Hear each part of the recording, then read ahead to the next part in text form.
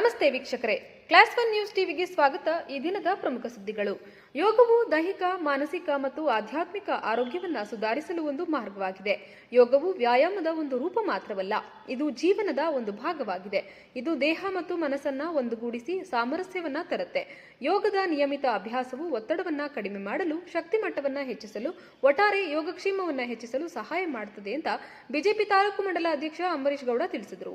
ಪಟ್ಟಣದ ಬಿಜೆಪಿ ಪಕ್ಷದ ಕಚೇರಿಯಲ್ಲಿ ಬಿಜೆಪಿ ತಾಲೂಕು ಮಂಡಲದ ವತಿಯಿಂದ ಅಂತಾರಾಷ್ಟ್ರೀಯ ಯೋಗ ದಿನಾಚರಣೆಯ ಪ್ರಯುಕ್ತ ಯೋಗಾಸನಗಳನ್ನು ಮಾಡಿ ನಂತರ ದೇವನಹಳ್ಳಿ ಸರ್ಕಾರಿ ಆಸ್ಪತ್ರೆ ಆವರಣದಲ್ಲಿ ಮಂಡಲದ ವತಿಯಿಂದ ಸಸಿಗಳ ವಿತರಣೆ ಮತ್ತು ಗಿಡ ನೆಡುವುದರ ಮೂಲಕ ಪರಿಸರ ಸಂರಕ್ಷಣೆಯ ಕುರಿತು ಅರಿವು ಮೂಡಿಸಿದರು.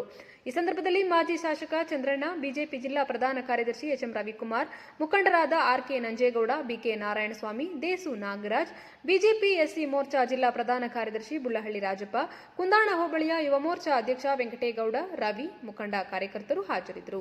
ವರದಿ ರಾಜುಗೌಡ. ನರೇಂದ್ರ ಮೋದಿ ಜೈಕಾರ ಆಗಬೇಕು.